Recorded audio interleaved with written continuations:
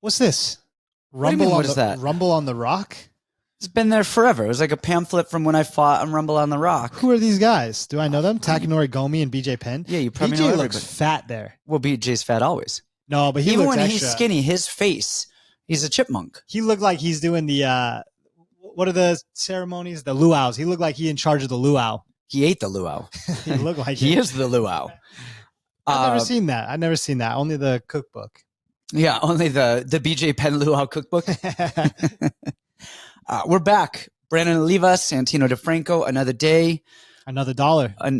There are no dollars here because we waste them all on our producer, Kamuela, who shows up 58 minutes late. I know. I actually have a watch on today, which I haven't for the last few weeks, and it was just enough time to tell he was an hour late. Yeah. I'm always bitching about you for showing up whenever you decide to show up. 2 minutes passed. 2 minutes. 1 minute passed, and I'm pissed. Well, that's my fault because I started that with you. Whenever you'd be 1 minute late to practice, I would send you a text like, you coming today? Yeah. And it would piss you off. Doesn't make sense. But today you were 5 minutes early. And I was like, oh, man, I actually heard a car door shut. And I was like, oh, Gabe's here early. And then it was you. And I was like, what the hell is going on here? They say the more creative people are always the late ones. That's why I attribute that. Yeah. Hey. So we're here. We've got UFC 299. And this is, I bet you this is going to do better pay-per-view numbers than any UFC over the last year. What about 300? I know. I was questioning that. It wouldn't surprise me if it did more numbers than 300 because of Sean O'Malley. Yeah, but they said Sean O'Malley's not a draw. He didn't sell anything last time. Really? Yeah, they said the numbers were not good. That shocks me because Sean O'Malley is one of the few fighters who has transcended the sport into pop culture. And I mean, of course, Conor McGregor did it. Yeah, Brock Lesnar. Valentina Shevchenko always. Marina Moroz has now transcended the ranks of MMA. And, she is all over Twitter. Hannah Goldie. Marina is all over Twitter, but her clothes are not. So it's funny. This is like news to you. You're a married man. You've been married for what, almost 17? Yesterday, today's Monday. This will come out on Tuesday. Yesterday, March 3rd, was Kindle and my 17-year wedding anniversary. Oh, happy anniversary. Happy anniversary. Yeah. So you're going to be late for your anniversary someday. He's going to be late for his marriage. Anyway, yeah. So that was that. I didn't know about this. Well, there's a new website. It's called OnlyFans. Tell us all about OnlyFans. You get an inside look of female vaginas. No, you get an inside look. That's all you had to say. You didn't have to say more. I think that covered the whole thing. It's crazy to me that pro athletes, first of all, there's a couple of things that are crazy about OnlyFans and like, there's different levels. Some, it seems like women who aren't going full nude and then the others who are going full nude. They just be cooking on their thing. Like we want to see that. Yeah. So it's funny that you have a pro athlete who is nude. And these aren't like leaked videos and leaked footage and stuff. This is their choosing that they're doing on a public forum. So that alone is just kind of crazy to me. And then the separate part of that is that they're doing it for money because they don't make enough money as a pro athlete to actually live. And they're probably making more money on OnlyFans than they ever would in MMA times 1,000. So this is actually kind of crazy. So during the COVID times, right, I had started my sales job. I was making some good money. I really felt like on top of the world. And the kid I went to high school with, guy, started an OnlyFans. Okay, whatever. He's advertising himself on TikTok, doing this and that. And then he starts posting statements, like his earning statements. Huh. $500,000 in 1 year. Oh yeah. We got our producer is exasperated, shocked. And the funny thing was, wait, our producer is taking his shoes off right now and seeing how good does he need a pedicure before he starts posting those feet pics or what? So it was funny. So he posted 500,000 in 1 year. And he was like, guys, and when it's a guy, you get a lot of gay guys. That's who's signing up. Women don't want to see men naked. No, I mean, my wife doesn't want to see me naked. I walk out of the shower. Anniversary. Yeah. Want to see you naked. She's like, would you put turn around. Yeah. Would you put some clothes on? I'm like, sorry. My apologies. And And he was like, I swear I'll never do any gay stuff. Like it's going to be a straight OnlyFans. I'll tease. I'll never do gay stuff. Now you fast forward. A month in, he's like, just. Oh, no. Fast forward. This was 2020. Now it's, 2024? Okay. He is living in Tampa. So no wonder you want to go there. Yeah. And he's making all 100% gay content. Oh my gosh. Has like gay guys living in his house making 100% gay content. Why does every video podcast you go gay? What? Every video podcast. What does that mean? You're running hard in it, right? Wait, what do you mean running gay? Well, there's so much stuff that's always being brought up on the podcast. About gay stuff? Oh, yeah. What you mean? I'm comfortable with my sexuality. I know what's good. I'm just saying. This is a MMA podcast. Oh, because I talk about handsome men. That's fine. We can talk about handsome men. There's a podcast I was listening to the other day. First of all, My First Millions is the best business podcast in the world. And a guy he's there. He's like, I'm always complimenting men. He's like, everyone thinks I'm gay because I love a good looking man who's good at business. That's the truth. Me and my friend, it's actually funny because C-Rod was supposed to be on this card. And then for some reason, the fight got on moved. this card? Yeah. When is C-Rod coming up? 2 weeks. He's fighting. Are you going to talk about Bulgarian and him on the podcast? I haven't talked to C-Rod in months. Oh, really? Yeah, okay. I haven't talked to C-Rod. I have no idea about C-Rod. Anyways, he was supposed to be on this card. And so it was funny, his last fight when he fought Simon. Simon Cameron was the last Simon. fight. Yep. So me and my friend, we went out to Vegas and we were walking into the hotel and it was like the Venetian or something. And this couple walks by. And, Vegas has all kinds of people. These people were clearly like, up there.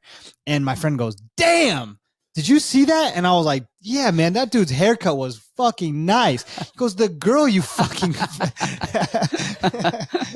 Sounds about right. I was like, man, real recognize real. That was great. Real recognizes real.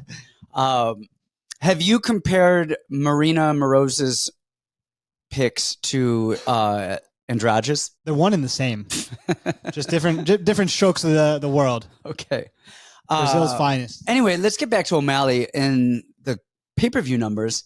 I'm shocked that he doesn't do large pay-per-view numbers. Yeah, Aljo talked about it. I think he said it was like 150,000 or something like that. No way. That is crazy to me because his Instagram has got to be one of the more, the busier Instagrams follower-wise. Yeah. He's on these huge podcasts with huge names.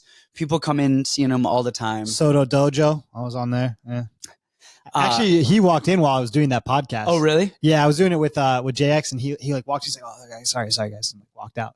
Man, that shocks me. I thought this was going to be the numbers of numbers with Sean O'Malley headlining a pay-per-view card, and that actually is crazy to me that he's not. Which makes me wonder why they wouldn't put him on 300 and trying to get more and more views for him. Yeah, yeah, something. So, anyway, do you want to talk about Marina Moroz's fight with Joanne Wood, or are we just skipping that? Did you not look at it at all? Oh, of course I didn't look at it at all. I mean, it's interesting. I think I'm actually going to look at are we ready to get into this? Is this like... Yeah. Before we get into it, you guys subscribe, like, share. Join us on the Discord. That's all I got. Do it. Yeah, it was good. Oh, my God. Last week was a little frustrating. Almost did a really good Canada card, and this one guy got knocked out by a 42-year-old. Frustrating. On BKFC? Bad. Yeah, annoying. Anyways, it was good, though. We had a lot of good spots, hit a lot of good things. Just a couple of little tweaks, and we'll be okay. But all right, yeah, let's get into this thing. We'll go. All right. Well, like, what are we waiting for? I didn't, tape Joanne Wood and Marina Moroz. I mean, this certainly seems awkward, but you know Marina because she fought Maria Agapova. Yeah, I know Marina. I know them. And they fought before. Did you watch their first fight? Maybe. It was really weird watching their first fight because this was back when you could wear whatever you wanted into the ring. And so seeing Marina Moroz and just like a Kohl's like top with like random Nike Pro shorts was just like hilarious. Like Jojo Calderwood still had like, sponsored shorts, Hayabusas, whatever. But like this girl looked like, what is it? iCarly. They always say the iCarly meme when she's wearing like the MMA gloves. That's how she looked like in the cage. And then she hit a flying armbar. Insane. I like that. Will lightning strike twice? Will it? I don't know. I think JoJo is a much better striker. She has kind of a complete game. She's very calm, good takedown defense.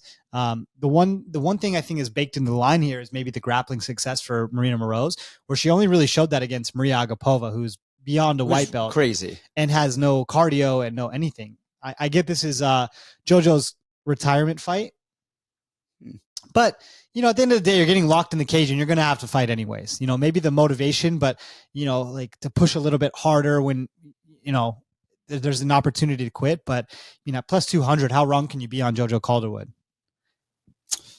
She only got beat by Spider Silva last time. Anderson Silva. So we're going Calderwood. All right. Next up, who do we got? We got CJ Vergara and Asu Almabaev. What are the odds on that, Gabriel? Vergara is plus 400, and Asu Almabaev is minus 455. Those are insane lines. Yeah, I mean, it's crazy to me. I mean, the quick version is I think Asu wins. But just to have that far of a spread on Vergara, who's super durable, is kind of weird to me. It's just, he does a lot of stuff well. Vergara comes in. Thing with Vergara is he's beating people when they die. And if they don't die, he doesn't beat them. And we saw that with, who was it? Who was the first guy that almost killed him? Jacob Silva?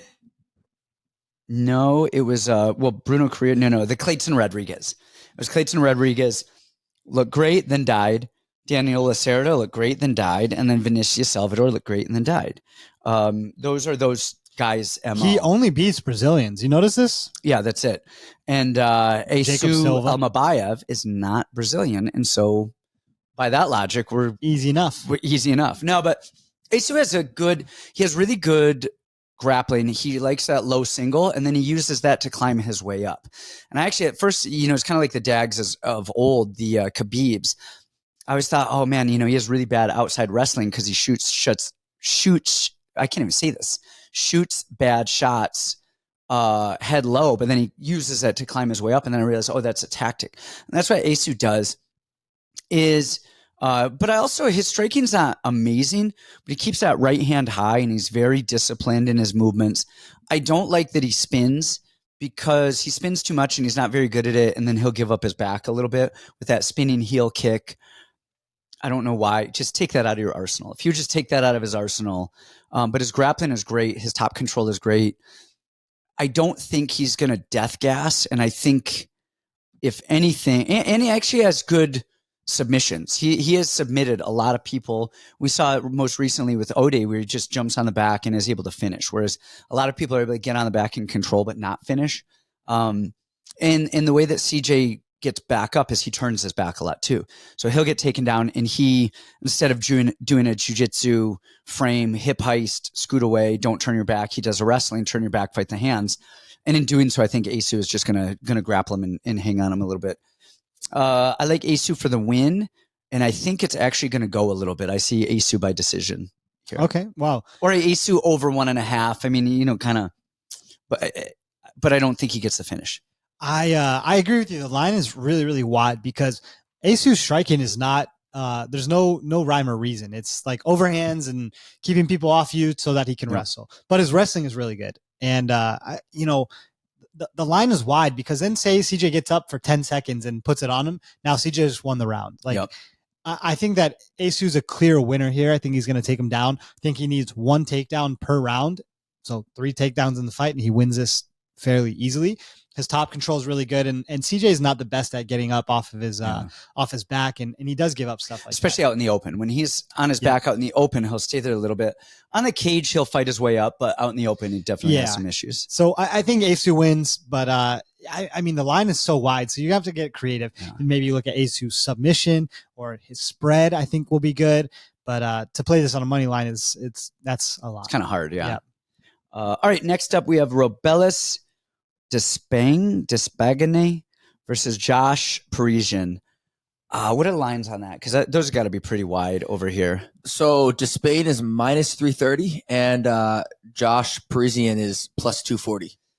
Go on that, but before you do, I put a early read out on the Patreon about this, and the line was minus 270 or something at the time, and this is just yesterday. Yeah. So a lot of money is coming in on. But it actually Robelis. came back down. He was like minus 400 a couple days ago. Okay, yeah. Give us your thoughts on that. Yeah, I really wanted to make a case for Parisian, but I just think there is none. Like the dude doesn't really take his career seriously. The one time that he that he did win the fight was against Alan Badeau. Badeau beat the shit out of him, and then he just was tough enough to come back and eventually grind him and get him down. And Badeau is not not on the level of Robelis. Like, what are we doing here? This is a Robelis inside the distance. He's going to kill this guy. His striking is fast. His hooks have been crazy. His kicks are nice. Like, everything everything the guy does is good. Even in his first fight, the only fight that's gone past 10 seconds. Yeah. He did good on the cage. Like, he got underhooks. He was calm. He was composed, and then put the guy there. And again, one punched him. It's crazy. So, I mean, this is a clear one here. Yeah. He has that tall awkwardness cage defense where he's just tall and awkward and will sit on the cage and heavyweights can't cage wrestle. Well, and Josh Parisian can't cage wrestle. So he's 4-0. His opponents have a combined record of 1-4. Like, yeah. So he's fought nobodies. That said, he is an Olympic bronze medalist and a 2-time world champion placer. I don't know if he won the worlds twice, but I think he placed in the worlds twice in Taekwondo. That amount of experience is going to be enough to be Josh Parisian. Get him. Yes, exactly. To get him through Josh Parisian. I think the UFC brass looked through the roster and was like, who is the person who cannot take him down? And I think they're like, oh yeah, Josh Parisian. And then who has the least shot of beating him? Okay, Josh Parisian. So right. I mean, Robelis is knocking people out. I actually brought my son over to watch some of his highlights, and it took about a minute, and he slept 4 people. So yeah, I think that's an easy one. I mean, honestly, it's kind of silly that the line on Robelis is tighter than it is on CJ and Asu, which is a much closer fight. Yes, which is insane to me. So, all right, next up we have Philippe Lins and Ion Cutelaba here. What are the odds on that? Lins is plus 110, and what is it? Cutelaba is minus 130. Okay. You know I'm a Cutelaba hater. Okay. You know it. Well, I'll get to the end. Let me end. He is an ape. He does the dumbest shit in the world. And I mean, he could be winning and pull heel hook into getting punched in the face, lose it. I mean, it's unreal. It's unreal, his ability to lose a winnable fight. But you say it all the time. He actually does have skills. He actually does have skills. He actually does a lot of stuff well. And he can wrestle. His striking is not bad. It's good. He throws a double jab cross right down the middle. It's not wide. It's not loopy. It's not even like a wild haymaker. It is just a double jab cross down the middle, and he drops people with it. And he's calmed down a lot. He gets the takedown. If he gets taken down, he gets back up. My issue with Cutelaba a lot recently is he will get the takedown, and then it's like you oiled up 2 humans and just had him flopping around. And next thing you know, he's on the bottom or somebody's on his back. And you're like, how in the hell did this even happen? He just overdoes stuff and just goes, he purple belt jiu-jitsu is it, where he just does too much. His cardio is not even bad. It's like he used to just go too hard and he's too muscular. Yeah. Now he's fighting within himself. Yeah. Then on the other side of that, we have Philippe Lins, who's actually pretty good himself. From dropping from heavyweight to 205, he's had a lot of success. He does a lot of really good stuff. His hands are fast, and he throws 3, 4, 5 punch combinations. He throws them in succession. He's got decent wrestling, decent fight IQ to get back up. Pretty good cardio too. I mean, there aren't a lot of massive holes in the Philippe Lins game. I wouldn't say that he's great anywhere, but he's definitely very good for the most part across the board. The factor here that I see is Philippe Lins, he does 2 things. One, he gets wide on his stance with his hands.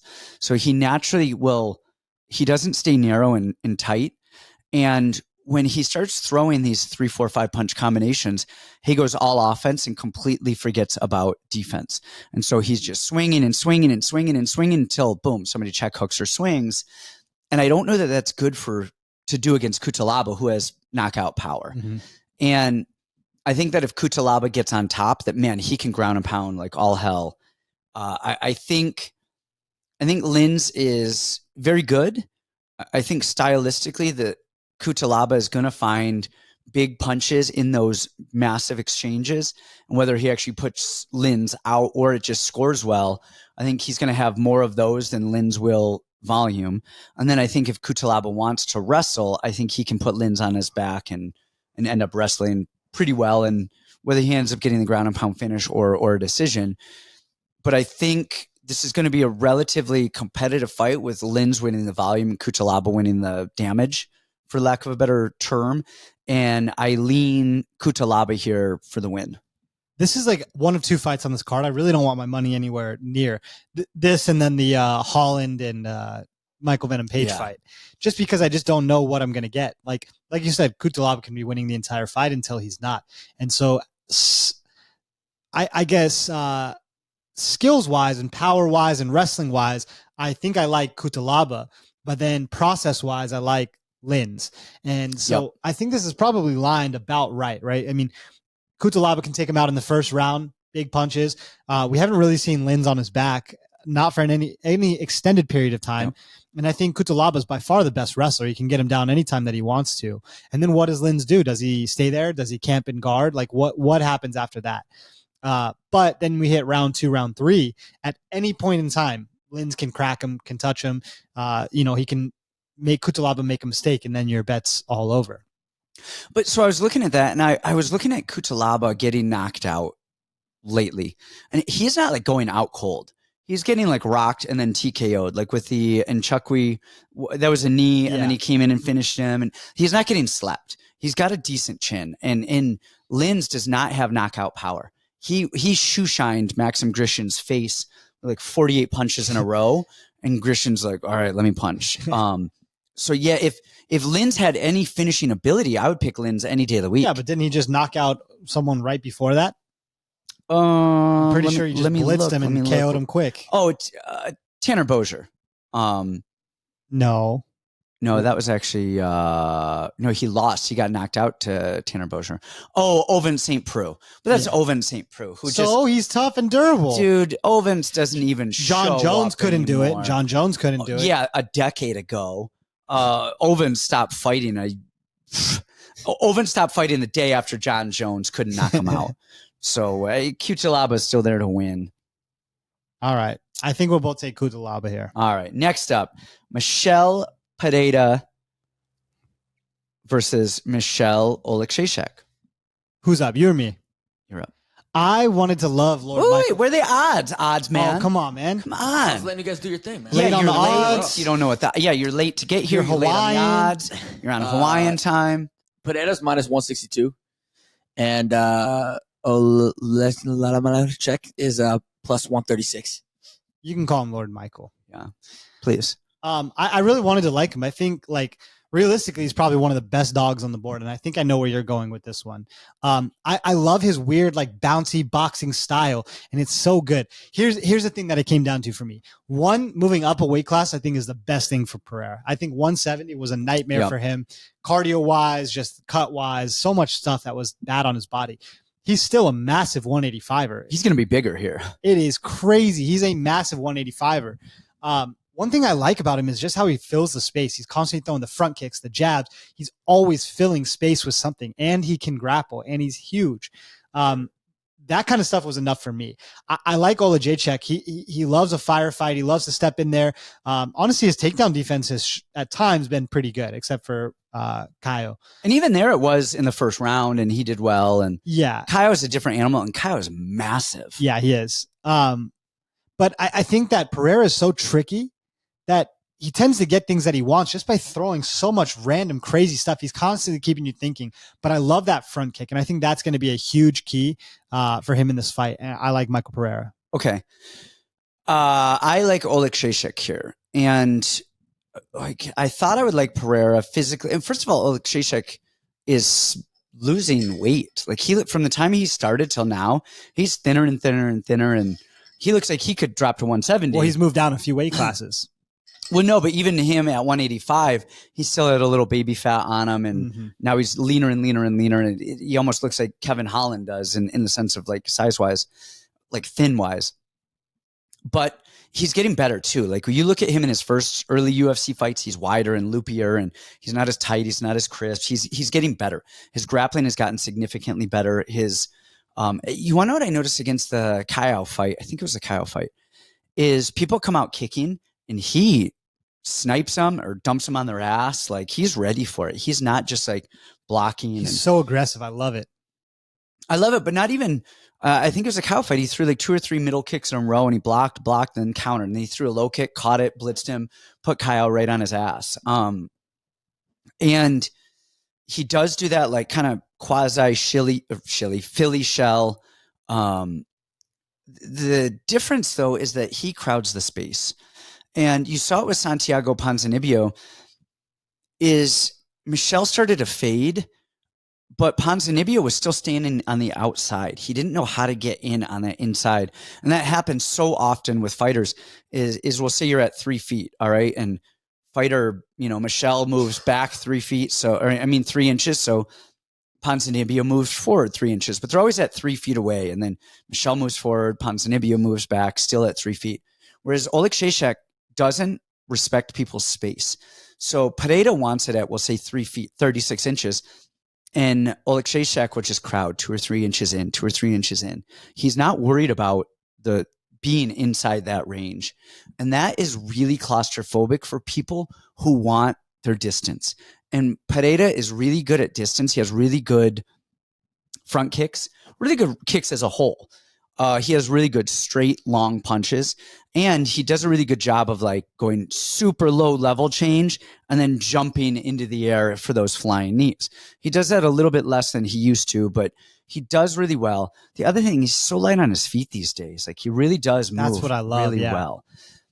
The thing though is that when he gets in tight, he covers really high, and Oleksiejczuk is just going to rip that body. He is going to rip that body. And I think that forward pressure is going to end up smothering Pereira. And I think Pereira is going to win round 1, but I think we're going to start to see Oleksiejczuk having some success toward the end of it. And I like Oleksiejczuk's pressure to crowd the space and to swing and to go. Now that said, I mean, there is the disclaimer of we don't know what Pereira is going to look like at 185. I mean, so far he's 1-0 with a knockout. Who do you fight at 85? Petrosky. Okay. Oh, that's KO'd right. him in That's 2 right. minutes. Yeah, that's Petrosky. Come on, he KO'd him in 2 minutes. No, it's great. It's great. It's great. Petrosky was undefeated. Yeah, we're gonna have to see how. I don't know if the cardio, if that is gonna help him cardio wise or not. Is he running and doing all the same amount of cardio that he needed to make 170, or does he take it a little bit lighter because he doesn't have to? I don't know. We'll assume all things equal, he's fine.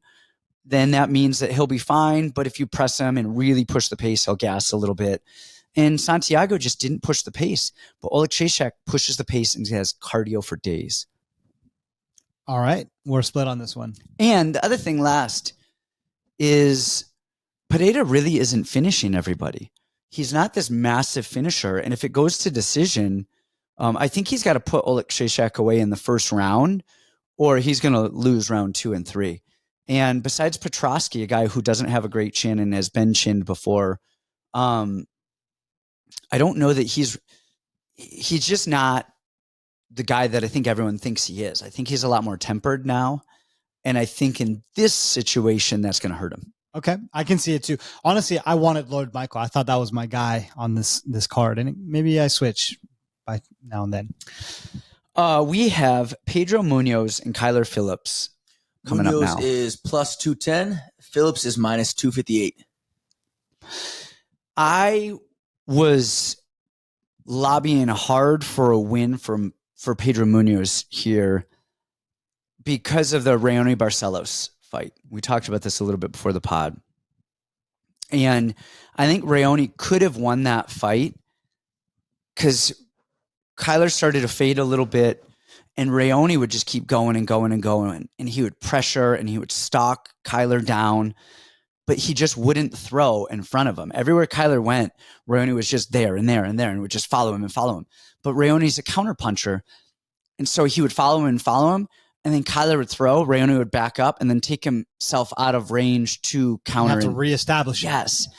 And I think if Raoni would have just kept that pressure on, but gone first, jab, double jab, just like level change, go. Just anything you want, just go. Volume it. Go Nate Diaz, volume style. I think he could have stolen that fight. And so in my head, I was like, man, Pedro Munhoz will go. He will be in your face and he will throw. We've seen it all the time. He just throws and throws and throws and throws, and the volume is there, and he throws, and he's down to throw. He doesn't worry about getting hit. He is just there, and he's ready to go.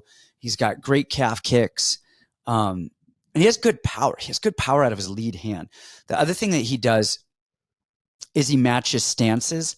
All of the time when you watch his opponents switch stances, he's going to follow him. So if his opponent is southpaw, he switches southpaw.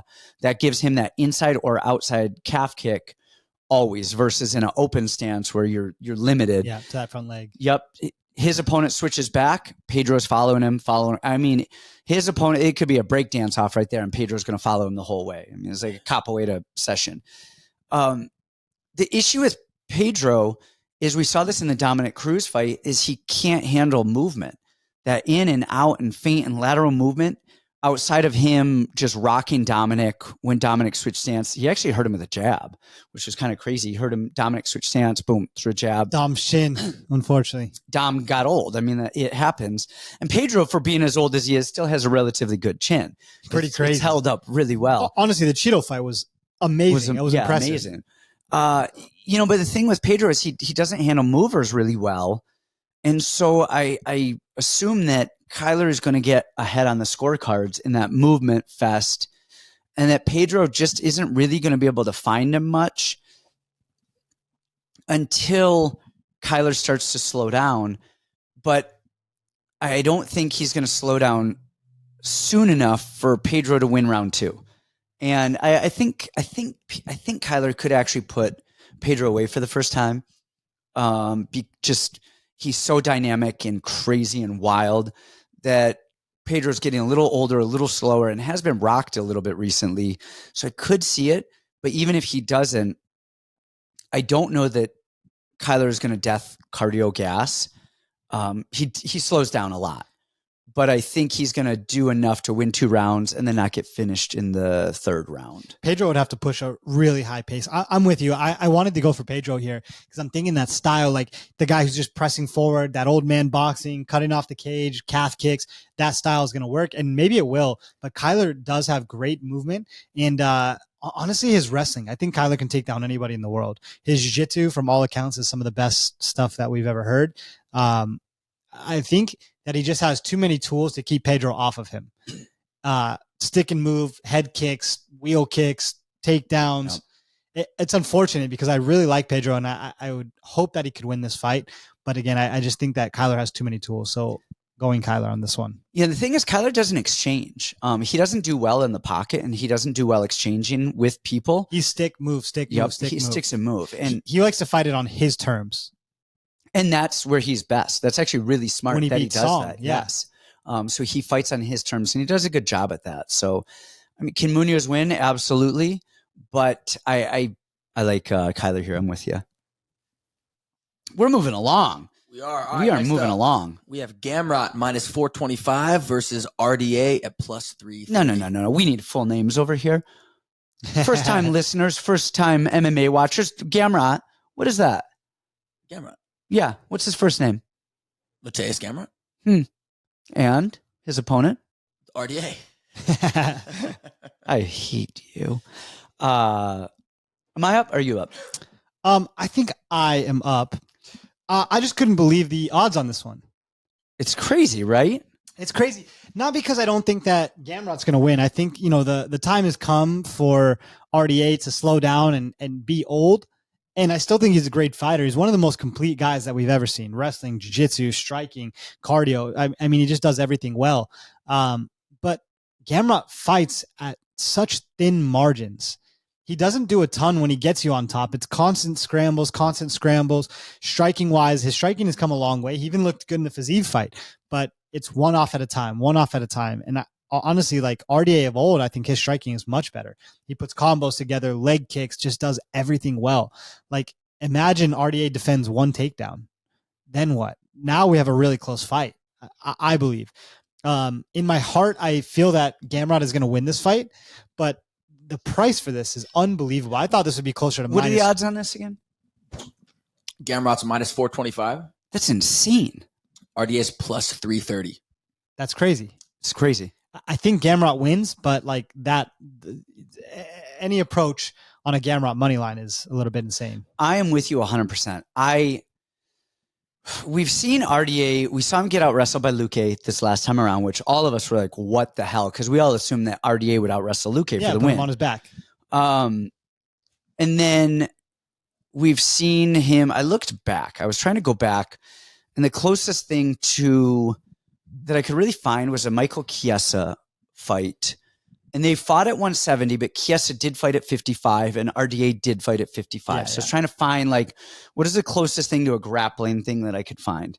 And that's what I came up with in terms of style. And Chiesa just out wrestled the shit out of him. And Chiesa's striking is really, really bad. And RDA couldn't knock him out. RDA is good at when people do what he wants to do. When people want to strike with him, RDA can do it. But he's not like sniping people on their way into the shot, into these scenarios. And Gamrot wrestles so weird. He leg wrestles. We're so conditioned in MMA to wrestle the hips and defend the hips. And then Gamrot goes low. Honestly, the last couple of years of a lot of our wrestling at Fight Ready and at Siege is predicated on Gamrot going low to the knee. Outside. Yes, outside. I love it. And all of the American top team guys are doing that right now. We saw it actually with Grant Dawson. Man, he shoots, comes up single leg, slides his head low to the knee, backside, beautiful. Gamrot does that. And the thing with Gamrot is he's got the speed. He's got the speed and he's got the cardio. RDA is slowed down a lot. So, I absolutely can see a world where Gamrot gets stuffed a little bit and gets hurt. But even in the Benny Dariush fight, Gamrot was getting the takedowns, but Dariush knew to roll through in a Granby and a scramble. Just drink a protein shake right before you guys came in. Ew, did you fart? No, I burped. And, Benny did a great job, but Benny's so much more smooth and limber and flowy than RDA. So I think RDA is going to get out wrestled, but man, like if you want a dog, throw some money on that, on RDA. But I think it goes over 2.5. I think whoever you pick, go by decision. Yeah, totally agree. All right. Hey, actually, before we move on, maybe a RDA finish, decision, no bet. Yeah, finish only. Yes, because RDA could clip him and hurt him and do something. I don't think that Gamrot is going to get a finish inside the distance against RDA. But if it goes to a decision, maybe it could go either way. Who knows, this and that. I lean Gamrot, yada, yada. But if it's a finish, I think RDA is the spreads might be nice too. Yeah. So. All right. So we got Caitlin Chookagian versus Macy Barber. Chookagian is plus 170. Barber's minus 205. Who's Caitlin Chookagian?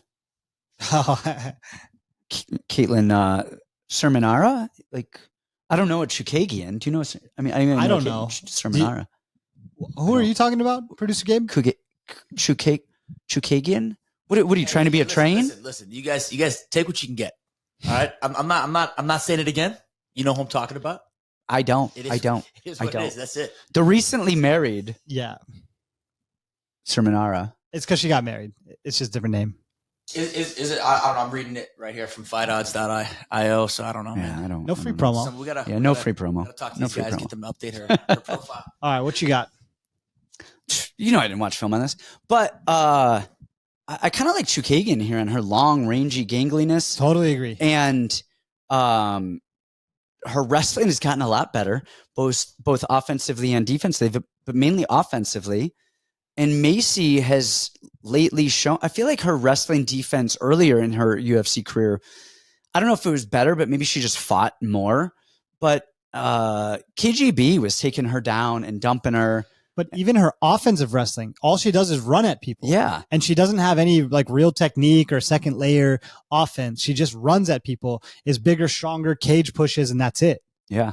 I like Chookagian here by decision. Knick knack, patty whack. Literally, I love her boxing. Chookagian dog a bone. Yeah, I love her boxing. Like it's literally such fun boxing. She almost boxes like Chris Avila. She's gotten better over the years, and she's a little older now, right? How old is she? Touching. Does it show her age on there? Let me see. Take a look. But yeah, she's 35, and I've always been somewhat critical of her, but I think she's getting better and better. I just love how she just touches. She just touches over and over and over again, rolls every punch, hits off the shoulder. She just is like such a swaggy boxer. I love it. Not like an amazing, like compete, like don't get me wrong, but for MMA, she boxes well. And being as long and tall as she is going to pose some problems just in and of itself. I mean, because Macy looks to land the bombs and looks to just aggro people and push them on the cage. And Chukagian's such an ultra vet. Like she knows how to win and puts volume out there. I like it. All right. Cool.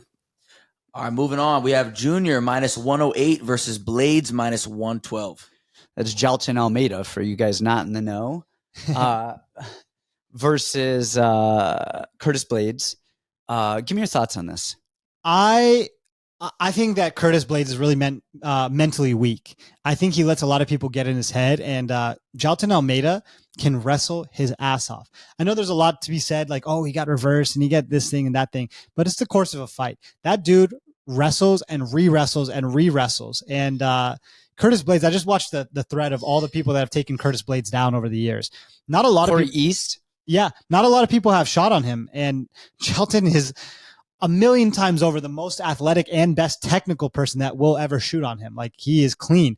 I think he's dangerous enough on the feet just to keep distance between him. Now, if we're doing a straight kickboxing match, I'd probably give it to Curtis Blades. I don't even know if I would. Yeah, maybe lean not that way, but I don't know that it's this dude's set in stone. Yeah, this dude's so fast, so athletic, 3 rounds. I think he's going to get on top of Curtis, and I think he's going to dominate him and probably submit him. I was leaning Curtis Blades originally because you look at, I was trying to go back and back and back to see, like, when is... The thing is everyone has hyped him up as the next champion for so many years now, and time again, he fails and fails and fails in those opportunities that he's supposed to be the next champion. Everyone's so obsessed with a heavyweight that can wrestle a little bit or is a little bit athletic. Now you have the most athletic guy that can wrestle the best standing across from him, and people are still going to go Curtis Blades. Yeah, I think because Blades can wrestle. He's a legitimately really good wrestler. And we saw Jailton Almeida in his Contender Series fight. He shot in and didn't get it, so he pulled guard. And then you're like, whoa, that was really weird. And then he got half guard, wrestled a single leg, got his way back up. And you're like, oh, okay. And then he got a body lock and got wizard kicked onto his head. And you're like, oh, okay. But then he came back up and he wrestled up and he did the right stuff. That was a Dagestani wrestler, though. Yeah. So you've got that kind of tape, but then you also have, I said it with the Derek Lewis fight when Almeida fought him. I said, watch how Almeida shoots so low that he bunches the legs together and he's going to tip people over. And you watch the video that you're referencing, go on there on Twitter, there's a video, and Corey East took Blades down multiple times, and it was with low singles. And it was low single legs just tipping him, boom, and he's falling over. He's not shooting on the hip, but that's Almeida. Almeida's going to shoot so deep and bundle those legs. We've seen Curtis get taken down, pull guard, and then he gets back up. But if he gets taken down against Almeida, Almeida's going to come up on top, beat on him a bit. We saw Almeida not kill himself, try to cardio-wise against Derek, which was the most boring, brutal fight I've ever seen in my life. But the only thing that I worry about here is the cardio. Blades just went 5 rounds versus 3. No, I know, but Blades has really good cardio and lives in elevation. And Almeida is, I could see if Blades keeps getting up and keeps getting up and keeps getting up and swinging, if Almeida kind of starts death shooting and if Blades can force him to wrestle enough where he doesn't get clean takedowns and he has to actually expend some energy on chain wrestling and re-wrestling, I could see him fading a little bit. I totally could too. But I will say 2 things. One, it's heavyweight. So these heavyweights don't get up as easy. It's not like they have clean, beautiful stand-ups all the time. And Almeida is a jiu-jitsu guy, which we talk about a lot, is the jiu-jitsu is so much better for controlling hips and keeping people pinned down, as opposed to a wrestler who takes people down and they end up getting back up. I'm with you. You don't, but you don't have to convince me. No, the second thing is that the guys in those clips, right? East, and then I forgot the middle guy, they were shooting the worst entries of all time and still getting to his legs and still almost getting over. Yeah, Almeida's going to have the fastest blast of any of them, and he's going to get the deepest of any of them right off the rip. It's that video was rough for me. Yeah. The only thing that, not the only, but I'm curious to see if Curtis Blades shoots offensively and puts Almeida on his back. Would be really smart. Yes. And then I could see him winning ground and pound if he is offensively wrestling. But I bet $1, all of the people and all of his coaches are going to go, hey, we can sprawl and brawl this guy because you're going to have better hands. And they're not going to go to the well that got him there. If you see Curtis Blades shoot once and get a takedown, fucking start betting him. Bet max Curtis Blades right there. If you see him start backing up and backpedaling and looking to sprawl and brawl, man, throw the money on Almeida. He just looks so scared. I mean, how could you fight a worse game plan against Pavlovich? Like, he just looked like intimidated. Like, that said, I actually thought he landed a few good right hands and landed a couple good punches. He's long and tall and fast. So I actually don't hate that as much. But man, offensively wrestling Curtis Blades and putting people on their back is a scary thing. All right, both on Almeida. All right. On to the main card. Petr Yan -115 versus Song Yadong -105. I think I'm up here, and I wish I wasn't. Because this is a hard one for me. I love Petr Yan. And I love everything he does. We haven't seen him in a long time. I mean, it's been a while. He's on a 3-fight losing streak. It's been a long time. And then you have Yadong, who is good. I mean, he's good everywhere. He's physical. He's big. He's aggressive. Like, he really is good. His wrestling's gotten a lot better. His fight IQ is pretty good. He's all gas. No, you know what I mean? He's just bombing and swinging and going. Starting to use his kicks a little bit more. And the question for me, and the thing, this all boils down to timing. If it's a 5-round fight, I'm going Petr Yan. 100%. On a 3-round fight, Petr Yan just kind of sits back. He calculates too much in that first round. And he calculates almost round by round. And about 90 seconds, about 3.5 minutes into the round, he starts finding his reads and beating people up. We saw with Jimmy Rivera. I feel like Jimmy Rivera was winning every round and then would get just dropped and knocked down and beat up. And then he'd come back and look good and then just get beat up. And that's kind of Yan, where if you do that against a durable ass human like Song, I don't know that that there's enough time in the fight to win. And the only saving grace is that Song will also not just fire. A lot of times he will. We're going to talk about this later with O'Malley. He doesn't jab and go first. Always he'll feint and kind of wait. He waits for you to throw and then he looks to counter a lot.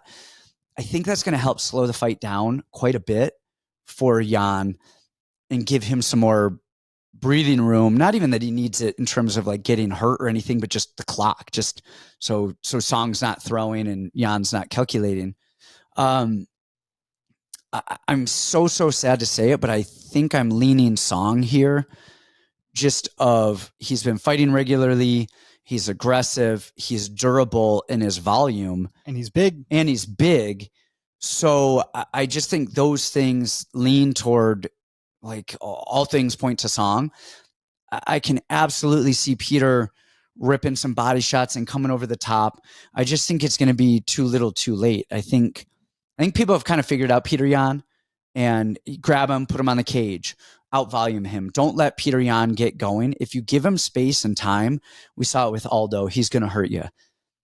If you don't give him space and time, sometimes he can't get going. And if you stop him from getting going, he's not great at finding his way to get going if it's not perfect for what he's doing.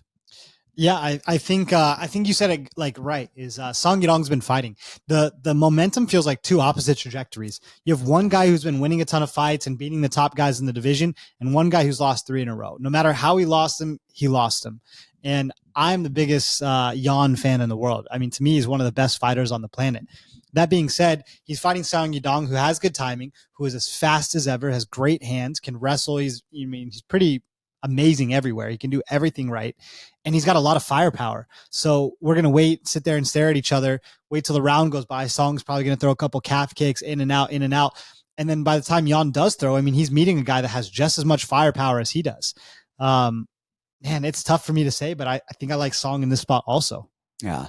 The only way that I see Jan winning this is if he can fire. He switches stances a good amount. And if he can fire those middle kicks enough to slow Song down and do a little bit of damage early.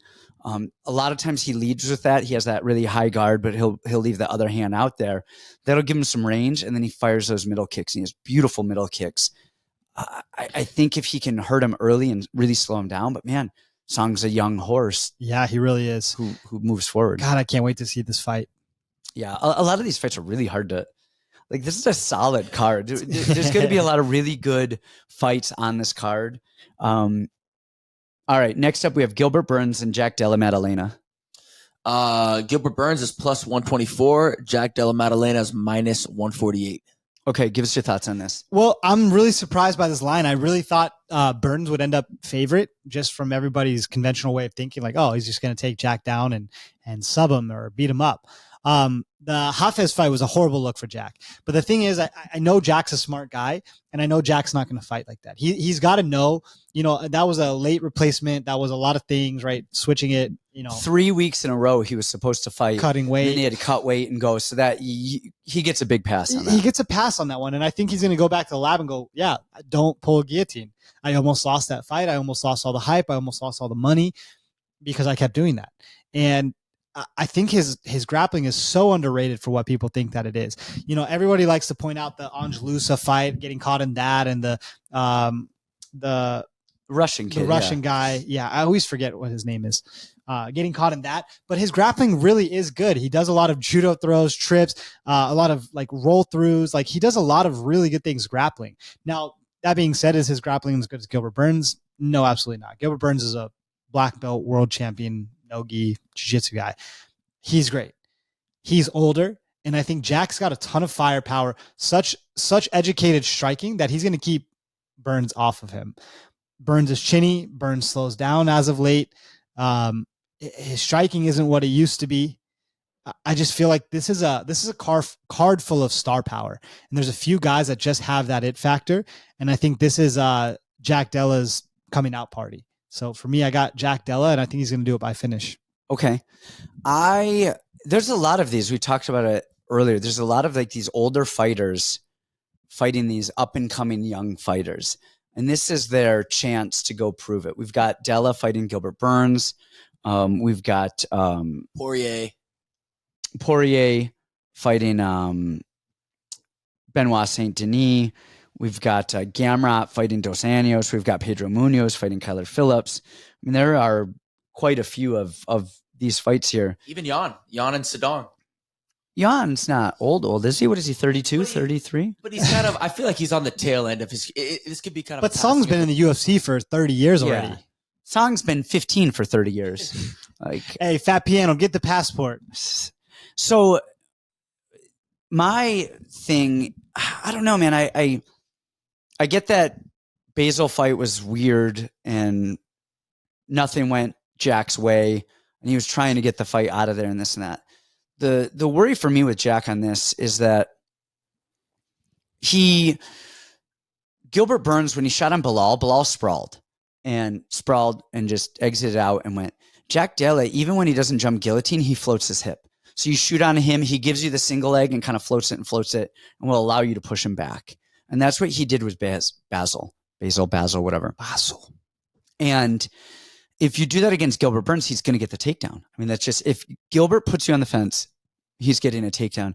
And we saw that with George Masvidal, who is one of the best defensive wrestlers in the division and one of the guys who's so good at getting back up. And Gilbert was really able to control him there. And I love Della. Man, his body work and head movement and pressure are amazing. But with that, all of that pressure and that style, that puts you really close to somebody to drop into a single. Yeah. And Burns fought Bilal, And man, Bilal switches stances and directions so much that he's hard to track. He's hard to do anything to. And you know, I think that really gave him a hard time. And I think Bilal's infinitely better of a grappler than Jack Della. Yeah. Gilbert Burns' striking has gotten bad. I think not bad. It just is sloppy. He's leaving his hands out there. He's not pulling his punches back. He's almost throwing both hands out there at the same time. He doesn't attack that low kick as much as he used to. And, you know, outside of the Chimaev fight, since the Chimaev fight, I thought he's really slowed down quite a bit in his striking abilities. But I think he can take Della down. And I think if he gets Della down, it's not going to be like Basil where he's able to get back up the way that he is. That's a rough day. I think that's a rough day. And I love Della. I don't know that. I think Gilbert Burns is going to be one of the bigger upsets. Just dragging him down, taking him down. You know, he gets on top of you and it's a different animal. Just crazy. So much money coming in, especially on this fight. A lot of money coming in. Yep. So, all right, we are up to Kevin Holland and Michael Venom Page. All right, MVP Michael Venom Page plus 114, Kevin Holland minus 135. Am I up or are you up? I don't know. I think I'm up. Okay. No, you're up because I went first last time. Okay. So, man, Venom Page is a taller, tanner Wonder Boy. Okay. He actually, you want to know what he does? Gosh, I actually love what he does. His striking's beautiful. Yes. What Wonder Boy does, stance-wise, is very karate-ish, bouncing, hands low. Wonder Boy stays closer in range, so he can really like pull and find some counter strikes.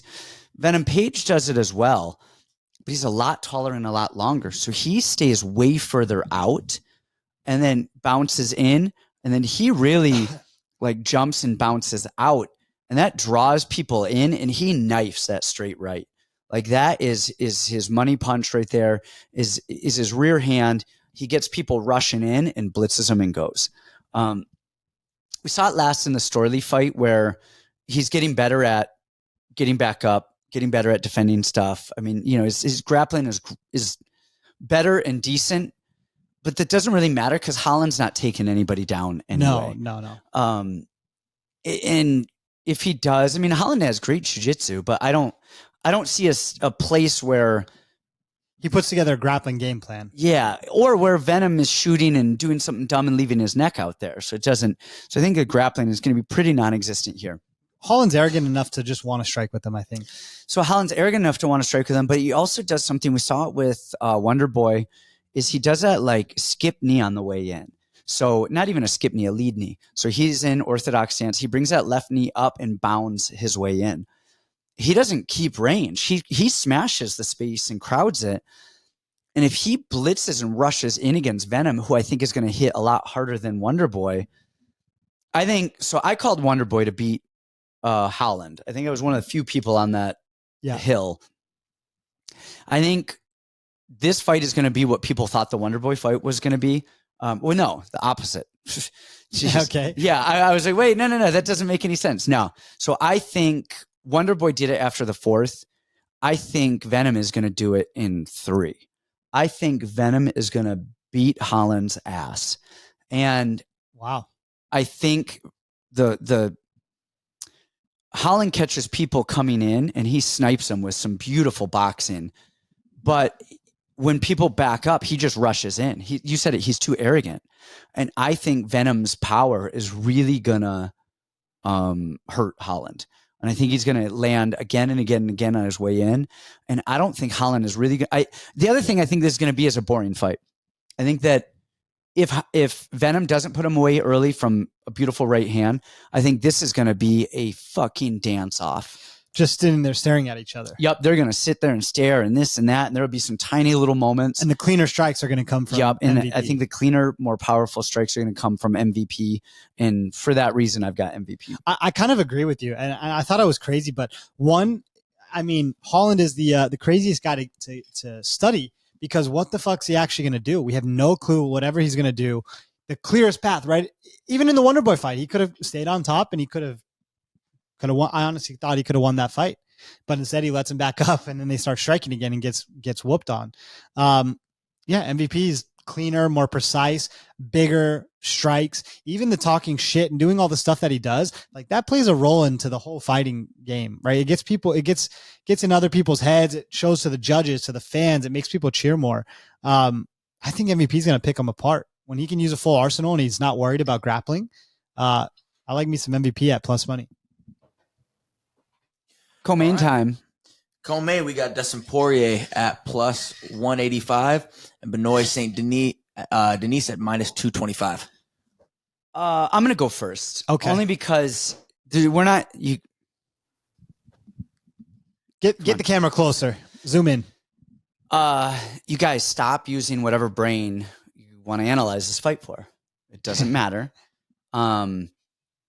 This isn't a fight where you can use words and logic and 2 + 2 = 4 and Poirier's been there and there's he counters with a jab and he does this well and he spits a lot on the floor and that's a factor.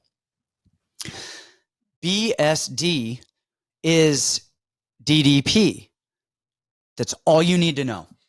That's all you need to know. I have bet against and picked against Dricus du Plessis for 78 fights now. And the dude won't die and he won't quit and he keeps winning. And BSD is DDP, but little and French. So he is just going to go in there and wild and just crazy. And I'm always against BSD. And the son of a bitch won't die. And he just comes out and just defies everything. I'm not using my brain. I'm not using logic. I'm not using anything. BSD wins. I don't know how. I don't know why. Nothing makes sense. The world is flat. We've never been to the moon. DDP and BSD cannot be beaten. And there you have it, folks. Wow, nice. I think that he's just more solid and a lot less floppy than Dustin Poirier. Dustin is good offensively, throws really good strikes, has good awareness, but he looks frail almost compared to Saint Denis. Saint Denis is so strong, and his striking actually looked a lot better in that Thiago Moises fight. A lot better. Just his distance, his check hooks, his straight punches, his kicks, everything looked just clean. He battered and bruised him, takes him down. Ground and pound is phenomenal. Like, honestly, I see him being able to eat every single thing that Dustin throws. He ate everything that Zaleski threw at him, up a weight class. I mean, it was tough in some parts, but I see him being able to bully and fire back and then take Dustin down and elbow his soul. And I picked against him a million times over. I'm done picking against him. And I know this is the best opponent that he's fought yet. Understand that. But he looks just so much more solid. Instead of checking his hair and doing all this stuff, he is ready to fight and always. Spitting. And Poirier spitting. will spit mid-fight 100 times. I think he's going to bull rush him, take him down, and elbow his face. Like, I think that's it. Yeah, on a technical level, the one thing that I really thought was telling was how Poirier is getting taken down easier over the last couple fights. Way easier. And with Saint Denis, who's just a horse, I think he's going to find those takedowns. I think that'll lead to the strength advantage looks crazy to me here. Yeah. All right, both got BSD. All right, main event time. We got Sugar Sean on Matt. Oh, did you want to promo? No. Just we good? Yeah, go. Sugar Sean O'Malley minus 285 versus Marlon Chito Vera plus 230. But before we talk about the main event, like, subscribe, share, go to Discord. Patreon, same thing. Patreon, potato. Give me thoughts on O'Malley Vera. Okay, I got to watch Make it good. I got it good. I don't want a bad breakdown. Yeah, I want a good one, detailed. I got to watch what I say because I like going to his gym. Soul Fighters is a great gym. Tim Welch, shout out. Is awesome. I love the vibes there. You know the vibes. I like Sean. I think he's an awesome champion. I think he's an amazing fighter. To me, watching this fight, I think Chito is going to eventually melt him. And the reason that I think that is the cardio dynamic seems huge. Chito's style takes not any energy. I mean, for the most part, he's not really throwing. He stays within range all the time. He's not constantly resetting his feet over and over and over again. He blocks high and he counters back. And it's such a low energy style. And he's never shown cardio issues. I love his style. And then people will talk about the volume, and that has been a thing. But then watch the Munhoz fight. His volume picked up tenfold. He threw 10 times more than he ever has before. So maybe is that a new leaf, or it was just the fight style? Who knows what it was, but his jab was clean. His counters were clean. He rocked him in that third round. It was beautiful. Sean has a great style, and especially for people that are smaller, trying to take his head off, he just knows every in and out, everywhere. He controls the ring. He makes people react. He's got the best feints in the game. But when people don't react to the feints, now he's using so much energy. That style of constantly like slipping and ripping and moving laterally the entire time, to me, that's a lot of energy. You know, the way that Chito looked in the Munhoz fight, the last fight, if you're telling me he can't win one of the first 3 rounds, I don't think that's true. Like stalking him down, big power. I mean, even Sean got rocked in the Peter Yan fight, right? So he can be hit. He can be rocked. Stalking him down, getting some good volume. I think he can peel off one of the first 3 rounds. And then I think rounds 4 and 5, when O'Malley's starting to huff and puff and he's getting a little bit tired, that's Chito's time to shine. You know, seeing minus 300 on Sean it's a huge price for a guy that hasn't gone 5 rounds, doesn't have a distinct grappling advantage over Chito. You know, he's not going to wrestle him for 5 rounds. We're talking about a striking affair with one guy who's just kind of fundamentally more solid, just more traditional, I guess I should say. Stalks him down, cuts off the cage, pressure, counters, versus the guy who's a lot of flair and flash, right? A lot of that. It just takes too much energy for me. So I like those rounds 3, 4, 5 plays for Chito. And I think I like Chito for the upset here. I feel like every fight I watched in tape, I would flip-flop my decision on this based on certain things. So we got to see what the final outcome is. Yeah, and you got to kind of see it. And so watching the Chito fight with Corey Sandhagen, man, Sandhagen just dominated that fight. And a split decision, I think, is insane. And I think a lot of that was the wrestling of Sandhagen, because I think it probably threw Chito off a bit, and he was getting taken down and honestly out-grappled like quite a bit and controlled quite a bit. And then when they got back up to their feet, Chito just didn't do anything. He was just waiting. And I think a lot of that waiting was he didn't want to go forward and get taken back down. And so I think that played the game plan, or, you know, messed with the game plan quite a bit. But then when you see him, even as they're standing, Corey's moving left and right, and Chito just couldn't track him. He just couldn't do it. And again, I think a lot of that was the inactivity and the fear of being taken down. So there's that. Then you look at him in the Pedro Munhoz fight, and he looked amazing. If you look at him in the Sean O'Malley fight, their first one, man, O'Malley cracked Chito with some low kicks and got him all off balance and moving. And the first 2 or 3 minutes, man, O'Malley was throwing and Chito was reaching and going, and it was kind of weird. And yes, Chito was reacting, but he was like reaching and doing all of the wrong stuff, but backing out. He wasn't like when Sean would throw or feint, he wouldn't cover it and try to throw back where Sean would counter him. He would just move away and then, or reach and move away. And so he actually wasn't getting countered off of the feints or off of the throwing or the bad movement. He was just looked awkward and weird and flaily for a bit, but he settled in, and then the pressure started coming on. And that was a thing. On the other side of that, you have Sean, who has such beautiful lateral movement and timing and rhythm. He also has great front kicks right up the middle. And Chito frames quite a bit. If you guys are watching on YouTube as opposed to listening, he frames in like a Muay Thai stance. So he's here, and instead of like reaching and slipping and doing that, people swing on him and he ducks his head and he reaches out and he kind of covers up. And for most punches and stuff, that's a really good way to not take damage. But Sean throws that front kick. He's going to throw that teep to the body. And I could see him even throwing that to the face, which could just play beautifully into Sean's like hand. I think if Sean utilizes that, I think he does great. The other thing I think Sean does is he over punches.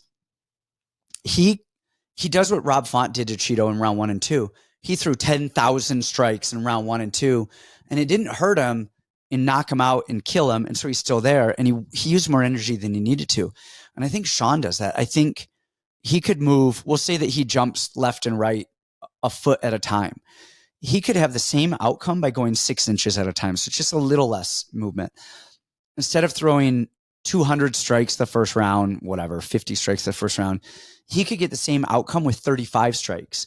He doesn't have to overdo stuff. If you're not going to hurt somebody, you may as well just point them and touch them instead of trying to point them a lot where it's not going to do you any good except for tire yourself out. You only have to win in 2 judges' eyes by 51%. That's it to win a round. You do not need to win 100% of a round if you don't finish in all aspects. And man, I really wanted to lean Sean here because I do think he is I think if these guys spar in the gym 1 round at a time, 2 rounds at a time, Sean wins every single round. But in a 5-round fight, Chito is just a durable son of a bitch. I think we've seen him rocked 1 time, kind of dropped and then recovered. He's just a durable guy who won't die. And if Sean is not going to wrestle him and give him something else to think about, I think Chito just crowds and crowds and crowds. And I think little by little, the durability factor of Sean is going to like crumble. And a little bit of that is cardio, a little bit of that is physical durability, a little bit of that is chin. Not like I think any of those things are necessarily bad, but I think collectively they're going to drain on him.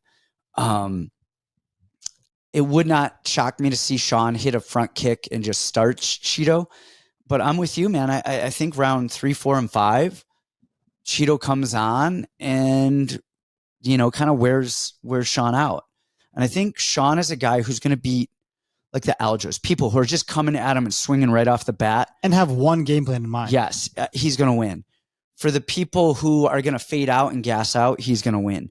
But Chito, I think, is a perfect storm Look at what Munhoz was with Sean. Yes, that is exactly it. He's just in his face and he's durable. And I thought Munhoz was winning that fight until the eye poke coming in. So, yeah, durability factor. I'm going Chito here, and not by a crazy margin, but I see a path to victory for Chito here. I think it might be good to bet Chito pre, and then as you watch the fight, maybe you can add O'Malley. But I think this fight's going to start to get close rounds 3 and 4, and then you can kind of arb your way out of this. But I like Chito pre. There you have it, guys. UFC 299. It's going to be the biggest pay-per-view of the century. Buy-wise, I think we're doing 5 million at least buys here. At least 5 million buys. Same amount of people that are going to watch this show. That is exactly it. Sean O'Malley and Marina Moroz are transcending MMA. Check it out, guys. Everyone who buys UFC 299 gets a free MMA Breakdowns and Bets podcast on YouTube. On YouTube. Check it out. That's it. We're out.